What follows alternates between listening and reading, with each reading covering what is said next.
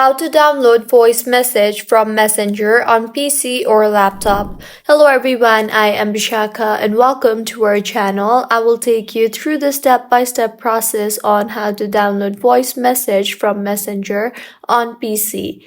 Now let's get right into the tutorial. Firstly, go ahead and open your preferred browser. I will open Google Chrome. Now tap on the search bar and search for messenger.com and make sure you are logged in.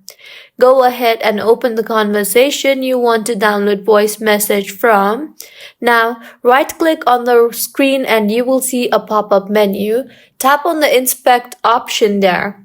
In the interface that you will be led to, tap on the arrow icon you see on the top toolbar beside the sources option.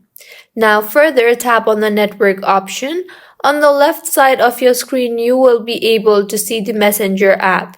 So play the voice message in the left side of your screen that you want to download and then double click on the right side of your screen under the name tab. And with this, the voice message download will begin, and this is how you can download voice message from Messenger on PC. If you find this tutorial helpful, please make sure to like the video and do subscribe to our channel for more content like this. Thank you for staying with us until the end.